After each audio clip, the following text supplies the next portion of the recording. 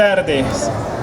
Soy Nelson de Freitas, uno de los integrantes de un grupo, de un colectivo por la ciudad, una sanpablera por Caracas, que desde el año 2011 estamos realizando, junto con otros grupos y colectivos, diferentes actividades en favor de la ciudad. Una de estas actividades son estas tertulias, unas charlas con diferentes especialistas de distintas áreas del saber para conocer su abordaje sobre un tema particular de la ciudad. También realizamos visiturismos urbanos una vez al mes, donde vamos en grupo, en bicicleta, a un lugar emblemático, histórico para la ciudad, donde somos recibidos por el personal y nos dan una visita guiada. En este año hemos hecho también la ruta del chocolate, la del golfeado, y estamos preparando la del helado y la de la cerveza artesanal, que seguro va a tener mucha gente.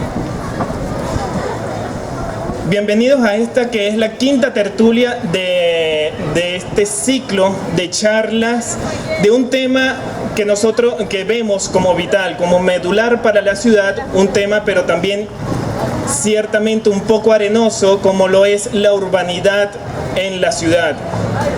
Aquellas formas de comportarnos y de ver lo público y el espacio público, cómo es en la ciudad, cómo debe ser.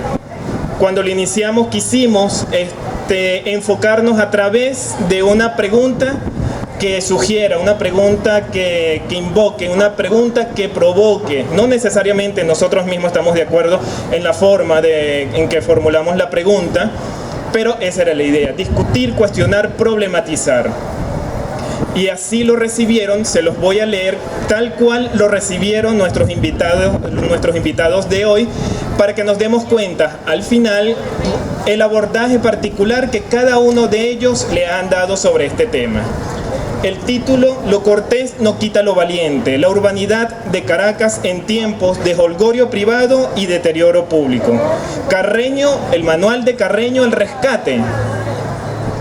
La urbanidad entendida como nuestra manera de relacionarnos con el otro y lo otro en el lugar privilegiado de cualquier ciudad, a saber, el espacio público, se encuentra en franca extinción.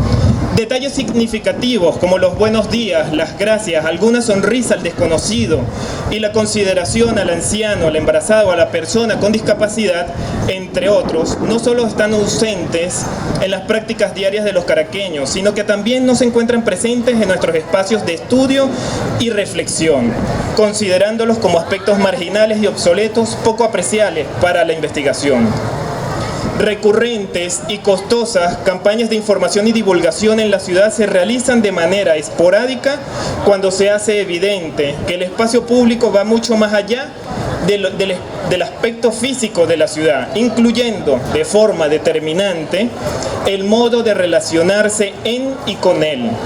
No basta con la recuperación física de Caracas, es vital la recuperación de nuestras maneras de comportarnos en público y en el espacio público. ¿Cuál es el estado de la urbanidad en la ciudad? ¿Qué valores privilegia nuestra ciudad hoy en día? ¿Cuál debe ser el comportamiento del caraqueño en el espacio público? ¿Cuál es la relación con el espacio íntimo o privado?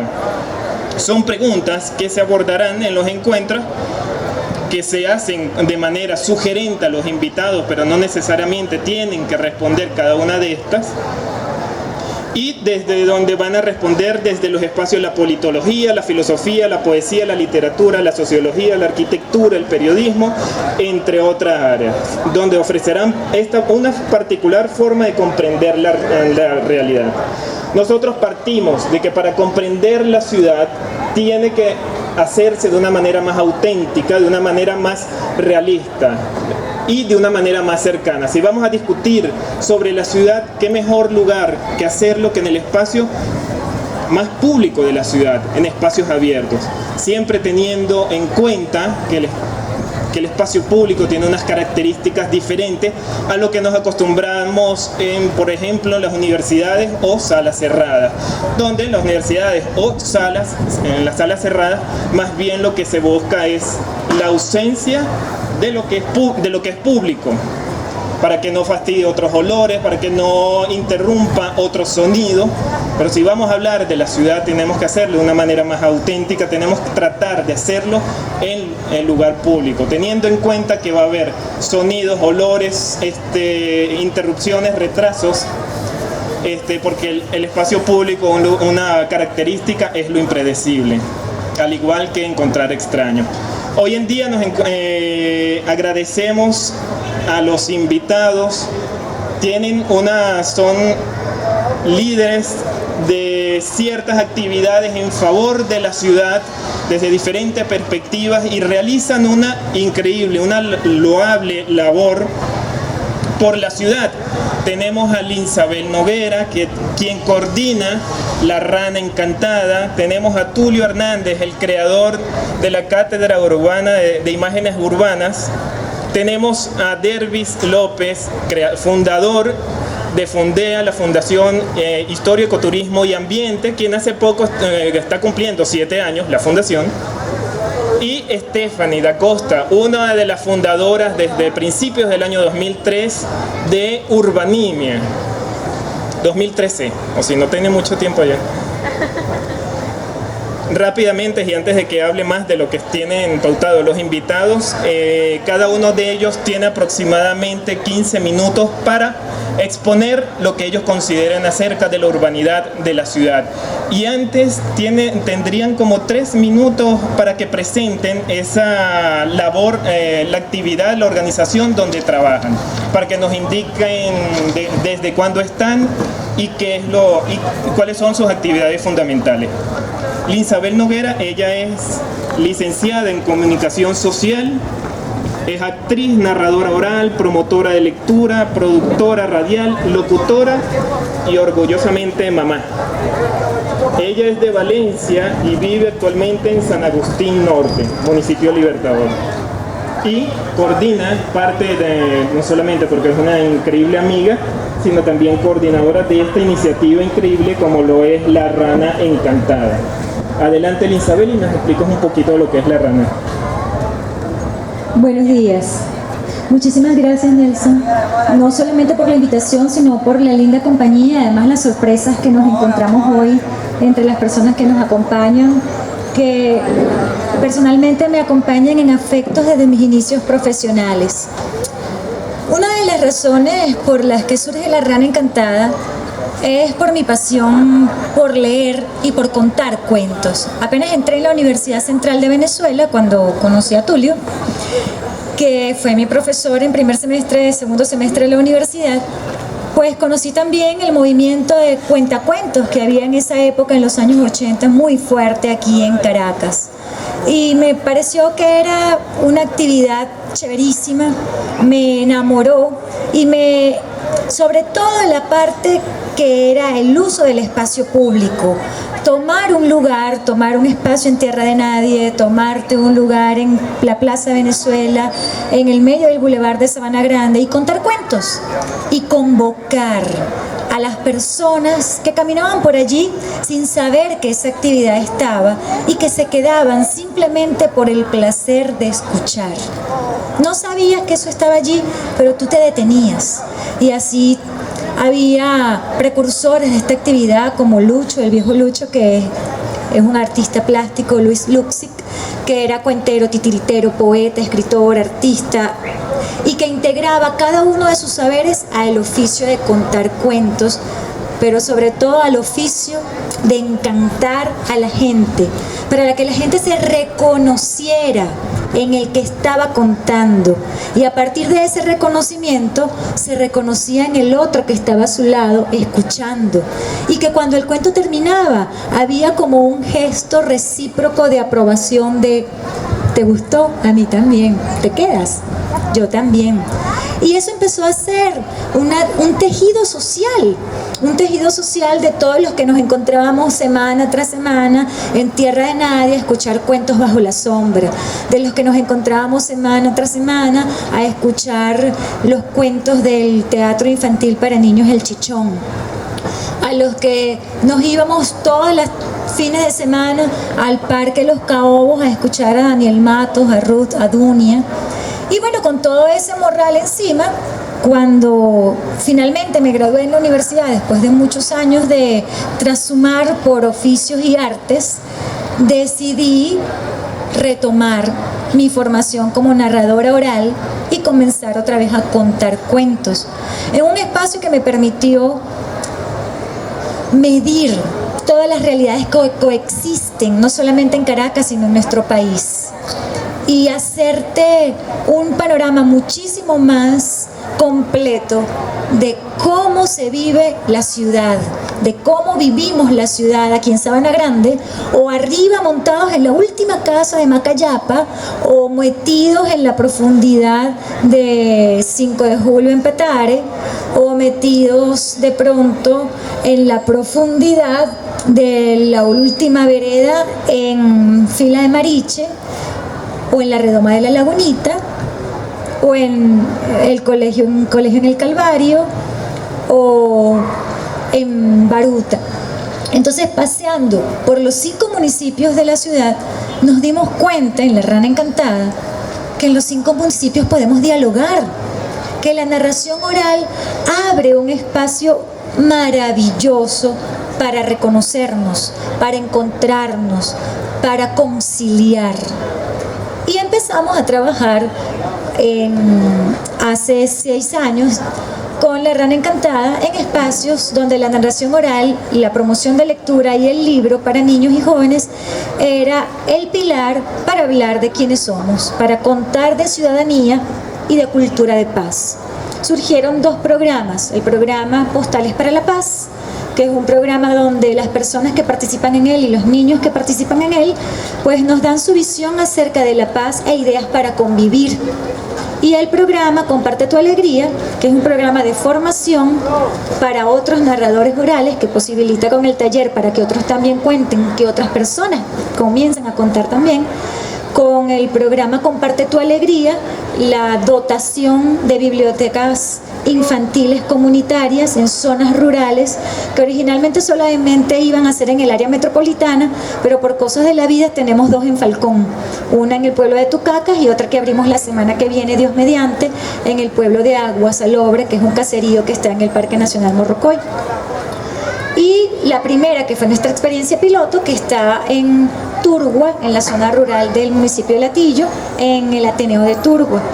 Con todas estas experiencias, cuando comenzaron este año los conflictos de violencia política, pues decidimos que tenemos que tomar la calle para decirnos: la ciudad no es solo esto, la ciudad no es solo guarimba y represión, la ciudad eres tú, la ciudad soy yo, la ciudad es el nosotros que construimos entre todos.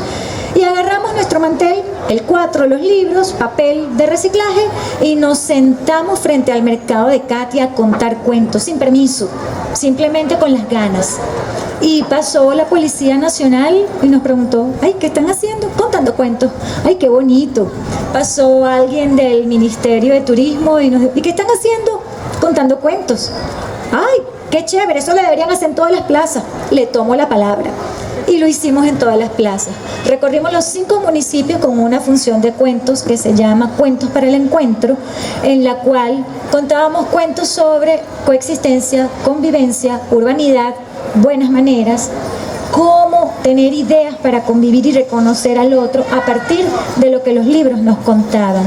Cuentos de Aquiles Nazoa, que estamos en esta plaza que lleva su nombre, cuentos de autores de otras nacionalidades diferentes a la venezolana, cuentos de autores venezolanos, y entre los cuentos que llevábamos está un cuento que está escrito desde hace 30 años, y es un cuento que lamentablemente todavía tiene plena vigencia, que es este cuento de Ediciones Ecaré que se llama La calle es libre.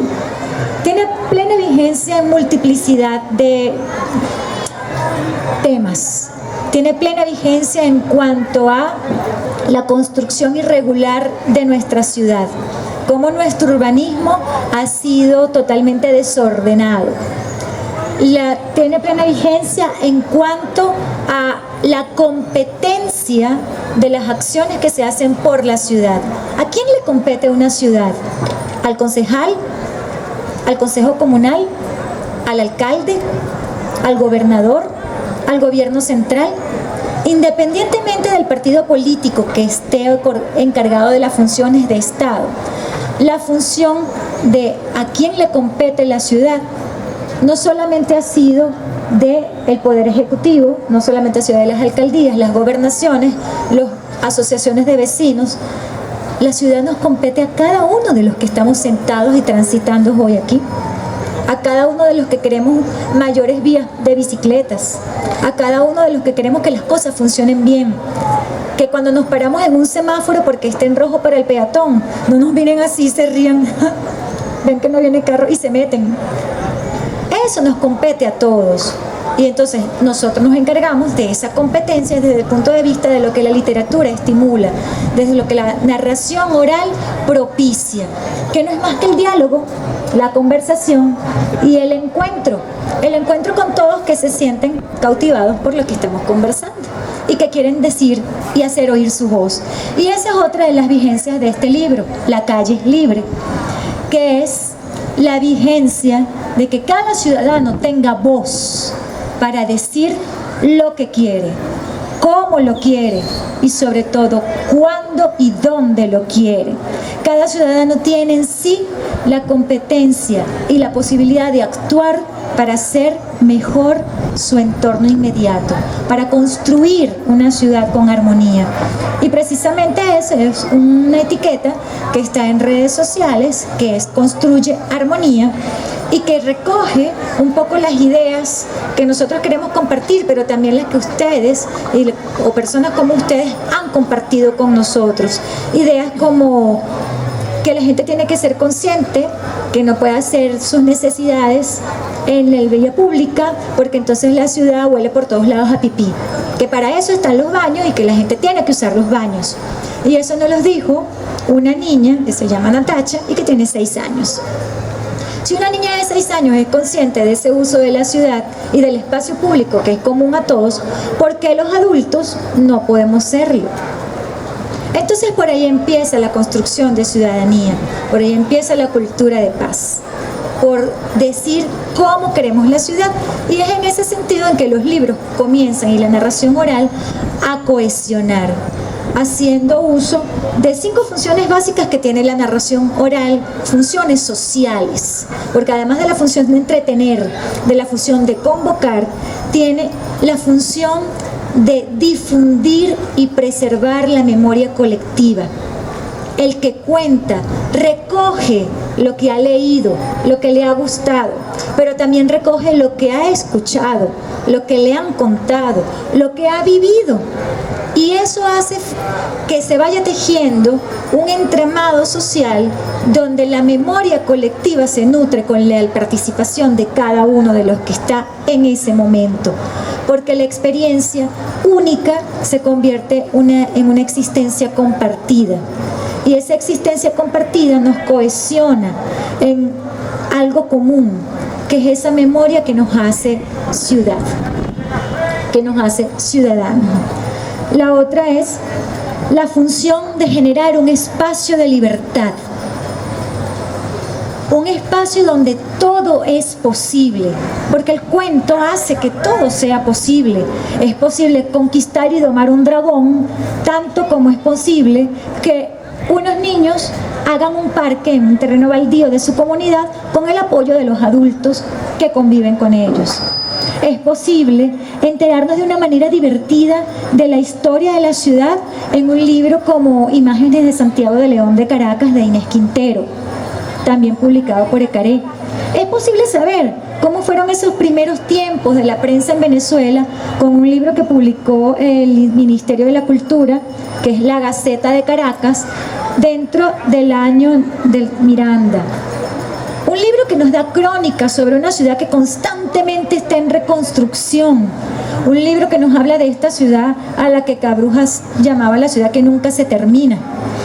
Esta ciudad que es una Caracas siempre nueva. Un libro compilado por César Segovia y publicado por Magenta Ediciones. Y un libro de Plaico que nos hace un recorrido antropológico por la ciudad, desde el espacio donde el tren se construyó y qué había debajo de la ciudad cuando se construyó ese tren. Entonces nos cuenta desde las primeras instalaciones de vida comunitaria de los indígenas hasta los grandes edificios y el metro que está hoy en día en nuestra ciudad. ¿Qué hacen este tipo de lecturas? Este tipo de lecturas nos cohesionan como habitantes de una ciudad que nos pertenece a todos, donde todos tenemos competencia en lo que sucede en ella. Y como nos compete, empezamos a ser conscientes que nuestras acciones son parte de lo que se modifica positiva o negativamente en la ciudad. Y eso lo comenzamos a hacer desde los niños de maternal, preescolar, hasta los adultos que forman parte de los talleres de formación en ciudadanía y cultura de paz. Este es el espacio de la libertad que fomenta la narración oral, la función social de crear ese espacio. Y ese espacio crea comunidad.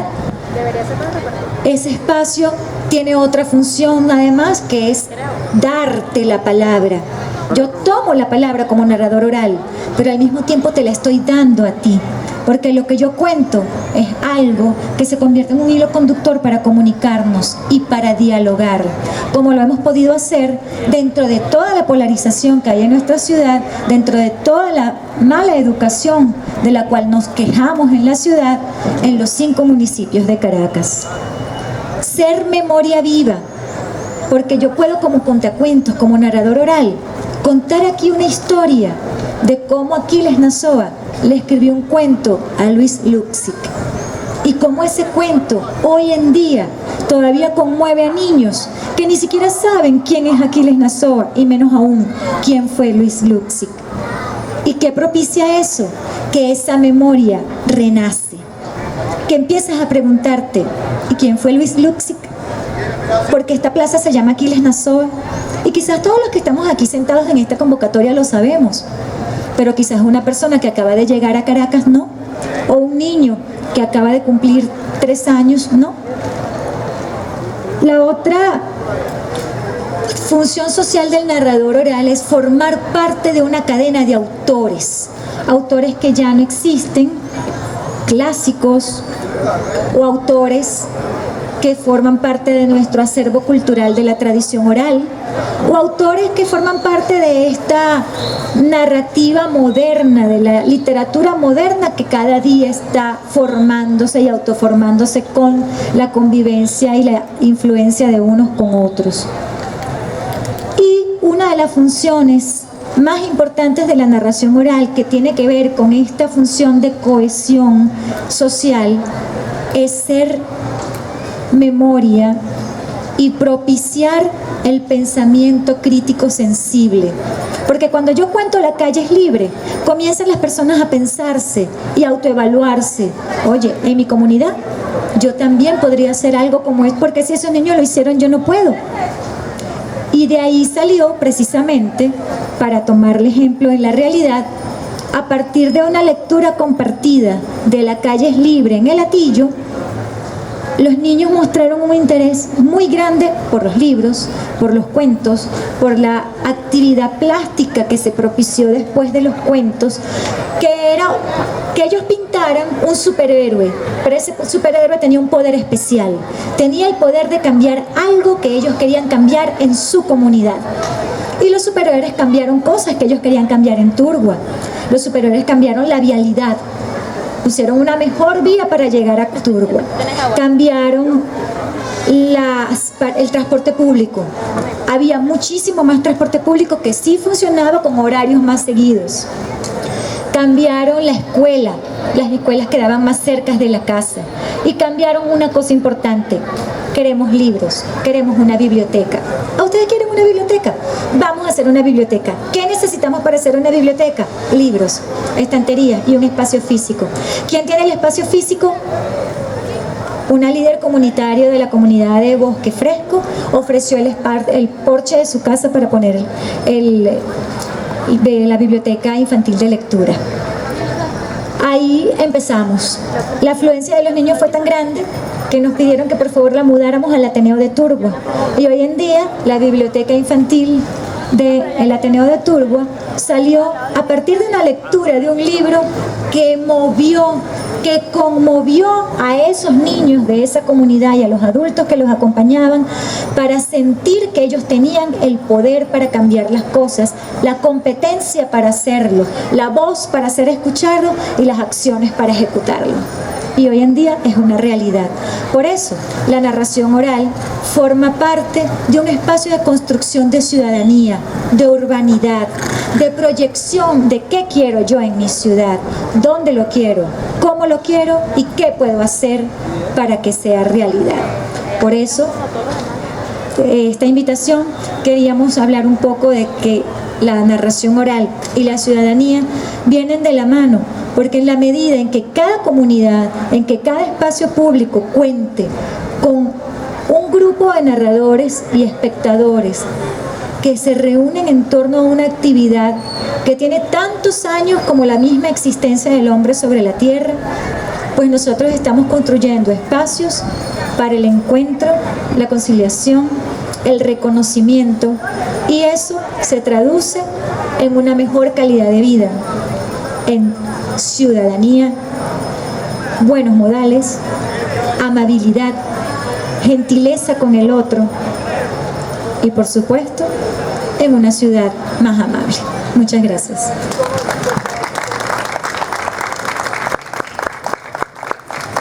Estupendo, Lynn, muchísimas gracias. Para continuar, a continuación, Tulio Hernández. Él es sociólogo, experto en cultura urbana y en comunicación, consultor internacional en políticas culturales y ciudad, arte, política y modo de vida. Él nace en Táchira, pero vive actualmente en Colinas de Bellomonte.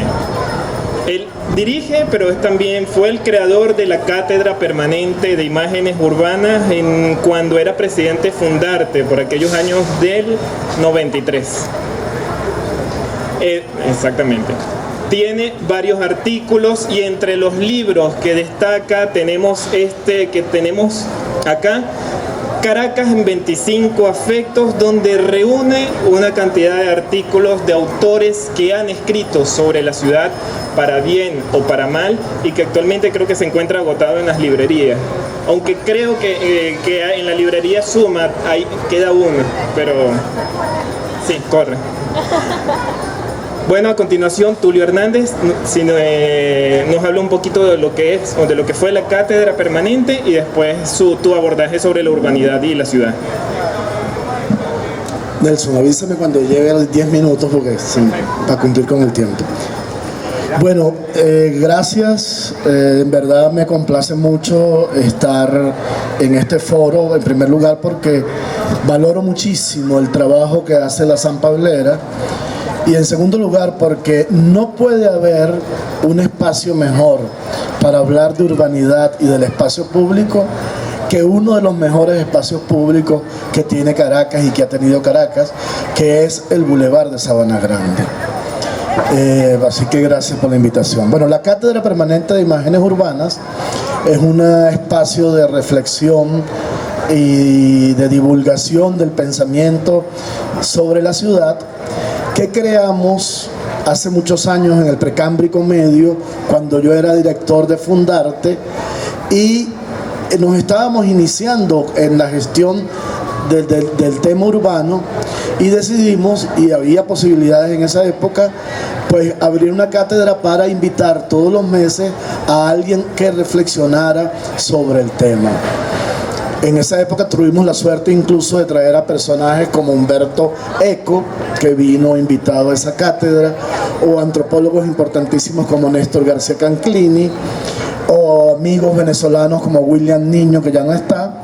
Y de esas conferencias surgió un libro que ese sí todavía existe en las librerías, que se llama Ciudad, Espacio Público y Cultura Urbana, donde se reúnen 25 conferencias de esas que se han dado en esa cátedra.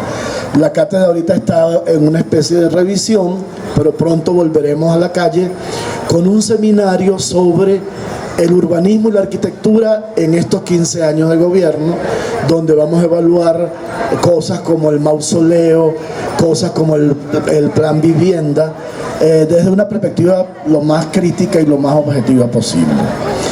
Bien, eso es lo que es la cátedra. ¿Qué me parece que debemos comenzar abordando hoy? ¿Qué entendemos por urbanidad? ¿Qué entendemos por espacio público? ¿Y qué entendemos por ciudadanía? Por urbanidad, perdón, es que me desconcentran.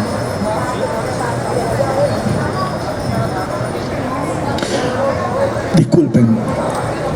Fíjense que la palabra urbanidad, no es casual que urbe y urbanidad tengan el mismo origen, que viene del urbanitas, del griego.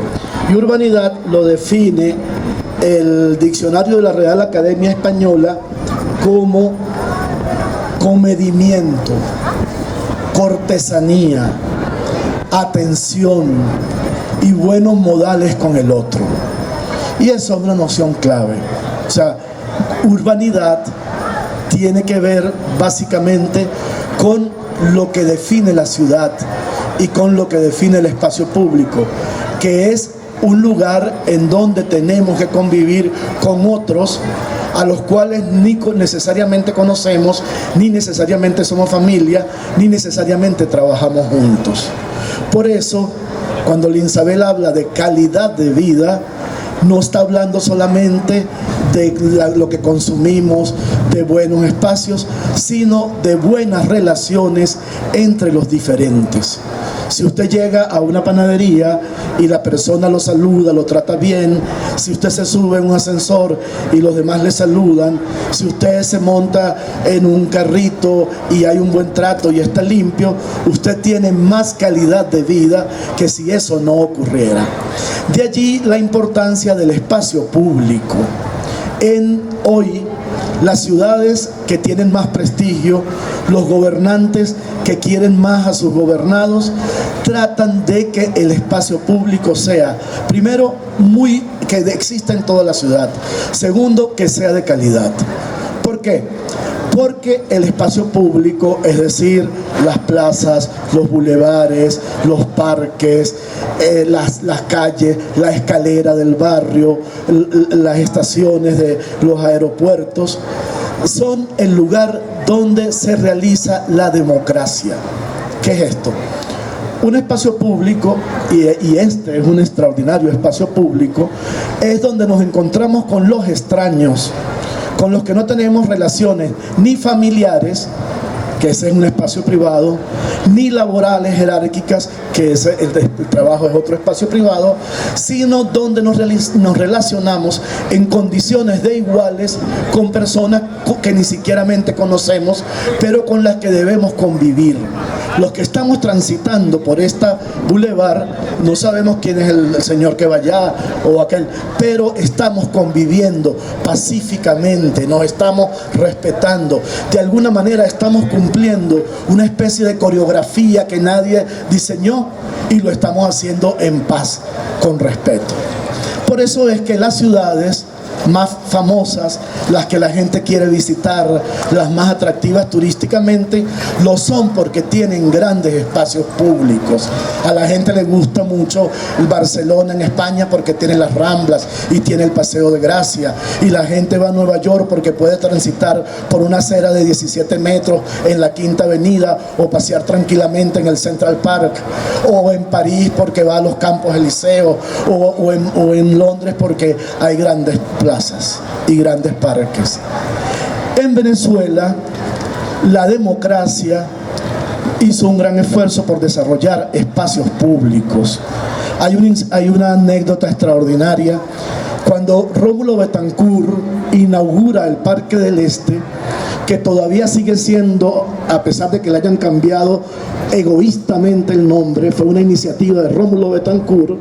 Rómulo Betancourt, en el discurso que da en la inauguración de ese parque, dice: tenemos que hacer muchos parques porque los ricos tienen los clubes a donde pueden ir, En cambio, las parejas no tienen a dónde besarse y aquí en el Parque del Este lo podrán hacer.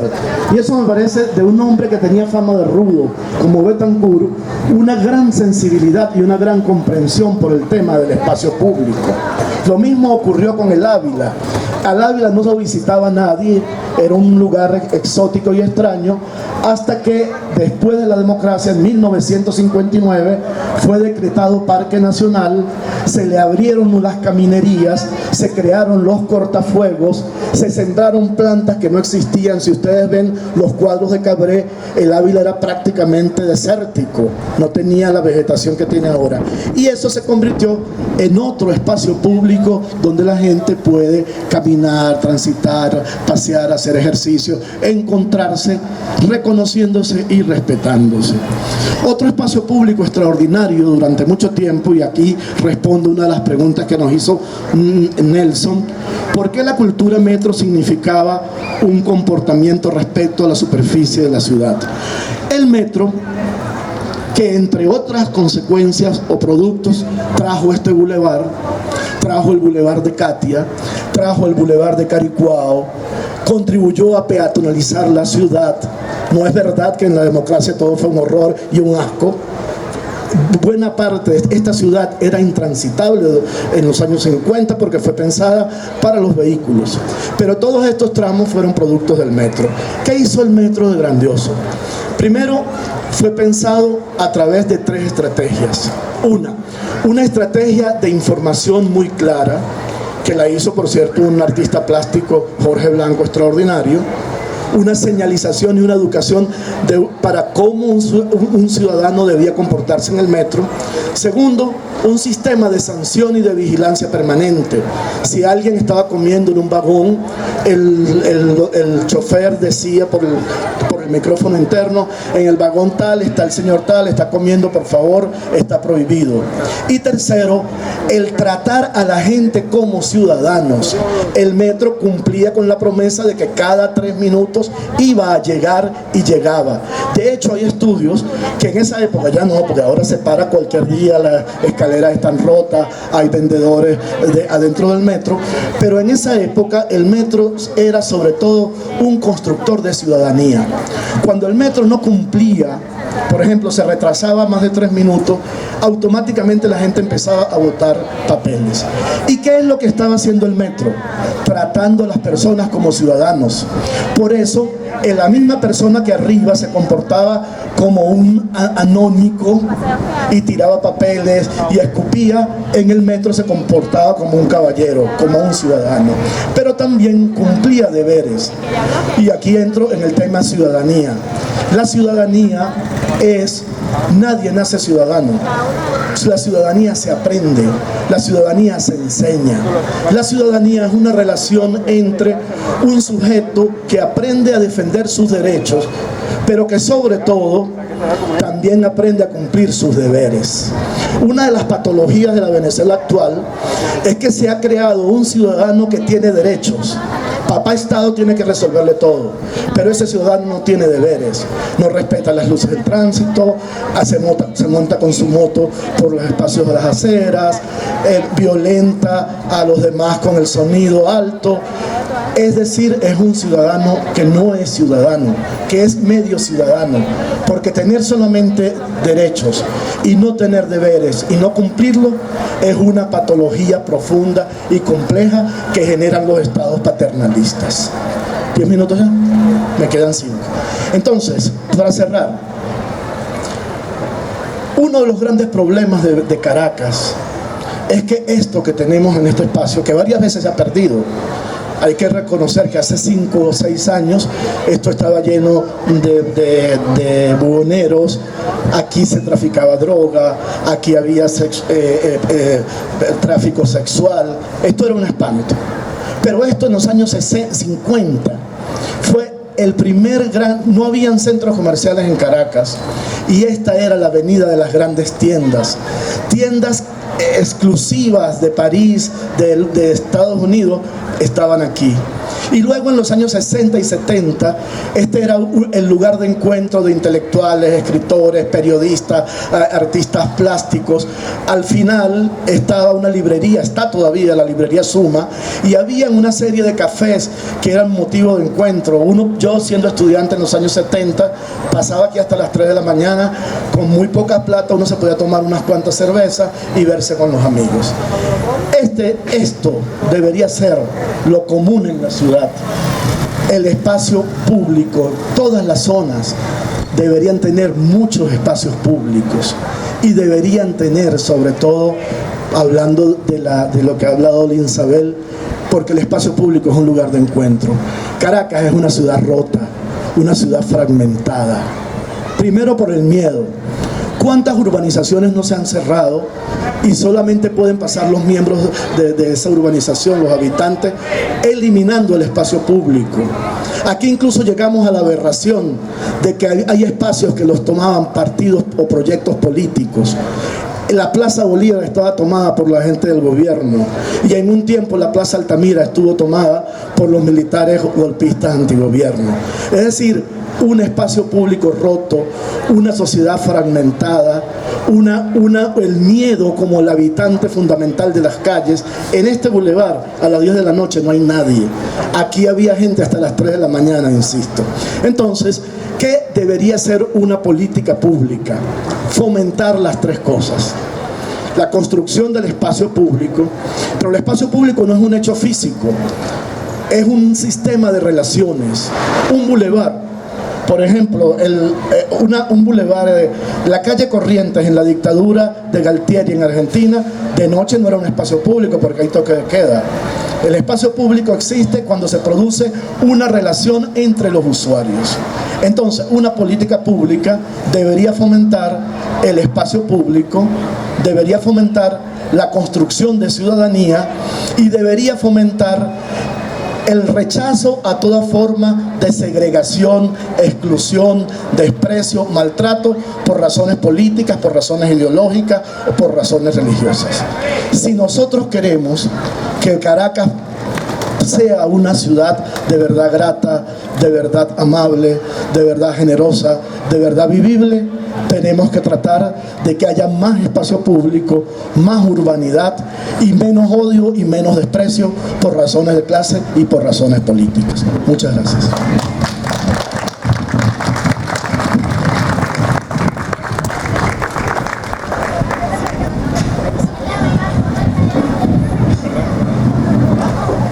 Muchísimas gracias, Tulio.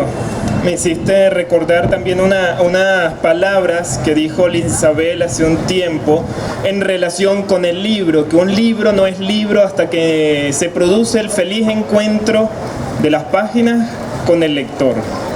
Así también una plaza no es plaza hasta que ocurre el feliz encuentro del espacio físico con el transeúnte, con el ciudadano, convirtiendo a esa persona en ciudadano. Muchísimas gracias. A continuación, Stephanie Da Costa. Ella es promotora cultural de la Universidad Nacional Experimental de la Seguridad. Nace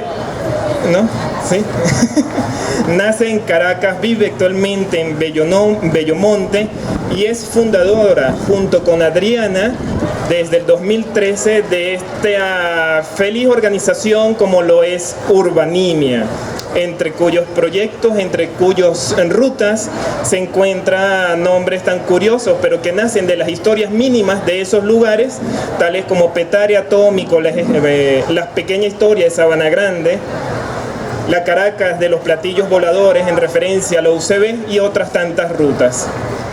Stephanie, para que nos cuentes brevemente lo que es Urbanimia y tu relato acerca del tema.